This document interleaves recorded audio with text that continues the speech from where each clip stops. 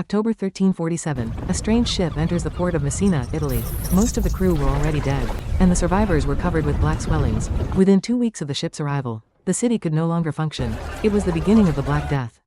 In 2019, a doctor in Wuhan, China, identifies patients with an unknown pneumonia. 1 month later, cases appear overseas. 2 months later, Europe's medical system collapses. By the 3rd month, the world comes to a halt. 700 years have passed, but the way pandemics move has changed very little. The Black Death traveled 3,000 kilometers. Over 6 months, the Spanish flu crossed the same distance. In 5 weeks, COVID-19 crossed 11,000 kilometers. In just 6 weeks. This leads to a question: why do pandemics appear so regularly? First, population density. During the Great Plague of London in 1665, the city could not handle hundreds of bodies each day. Once the threshold is crossed, a virus can turn a city into a permanent sanctuary. Second, the collapse of boundaries between species. The Black Death came from rats, the Spanish flu from pigs, COVID-19 from bats. Our living spaces have already blurred the lines between wildlife, livestock, and industry. Third, the expansion of movement networks. 6 months along the Silk Road, 5 weeks across the Atlantic. Today, the opposite side of the planet is reachable in 6 weeks. Viruses travel exactly as far as humans do. Today, 56% of the world's population